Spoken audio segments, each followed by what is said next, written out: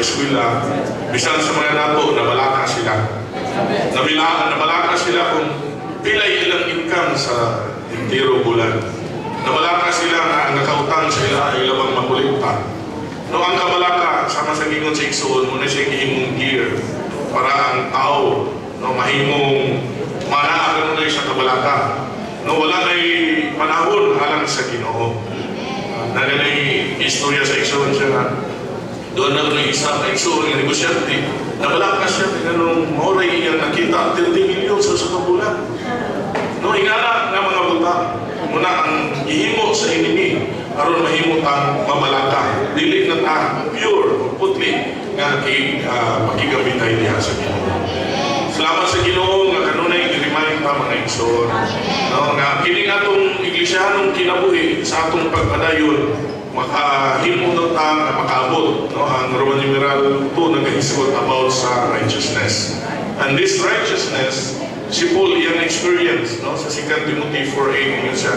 Henceforth there is laid up for me the crown of righteousness, with which the Lord, the righteous judge, will compense me in that day, and not only me, but also of those who have loved His appearing. Ingana uta ang atong masinati adlaw-adlaw. Kaya ang paghukom ni sa Ginoo, atong gipabot tungod sa atong pagigugma kaniya adlaw-adlaw.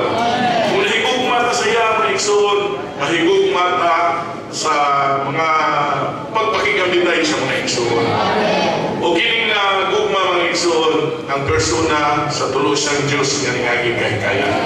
Napadayag diha kang Kristo ang tinuod nga gugma. O kining nga gugma, nasagol na sa atong espiritu. O cooperate lang tanining mo nga gugma. Salamat sa Ginoo, nag-remind sa kanunay, maanaan yung tanining mao nga gugma. Usasab sa mahimo na itong pagpamilya nining mao nga gugma, nga adlaw-adlaw receive kita sa iyang divine distancing. Kahit kitang panahon, pahinulos nining mao Kristo nga gugma nga naa sa itong sulod, nga ang supply siya sa mismo nga gugma.